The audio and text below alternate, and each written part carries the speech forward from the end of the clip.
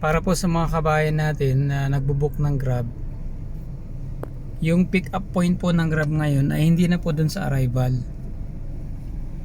Nandun na po sa parking. Nandito po sa tinatawag na Grab Lounge. Yung location po ng Grab Lounge ay Gate 7, pinakadulo po yon.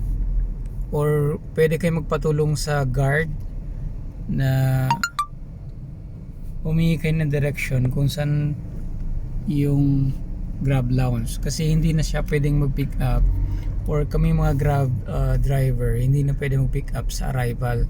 Yung arrival exclusively for private vehicle na lang. Meron kasi mga nanguhuli ngayon na itinalaga ang LTO, lalo na sa mga Grab driver na hindi pa legit yung kanilang papel. Kaya pakisuyo po sa mga rider natin ng Grab car, kapag mag-book po kayo ng Grab, ang pick up point po ay dito sa Grab pick up level A parking. Ang access po niyan ay yung Grab Lounge. So makikita nyo dito, ito po yung sinasabi ko na parking. So makikita niyo may number sa taas, A21, ito yung pinakadulo, A20 yung sunod, etc. and so forth.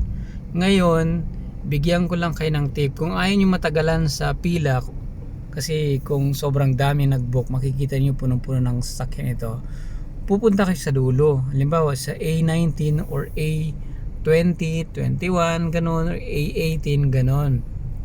Wag po kayo dyan sa A10, A11, A12, A13, kasi dyan po nagkukumpulan. So ito po, ipakita ko sa inyo. Ayan po yung sinasabi kong number.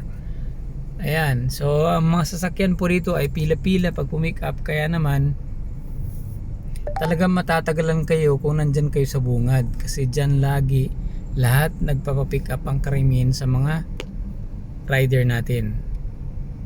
Ayan, so ito po yung Grab Lounge. Ayan po yung entrance o exit na papunta rito sa parking. Ayan po, yan yung exit natin.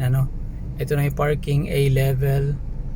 At sa loob niyan may Grab Lounge, pwede kayo magpahinga ng konti para magantay po. So ito na, nandito na yung pick up ko sa A13 sila. Ayan, so lahat ng mga yan po ay nag-aantay po yan ng mga driver.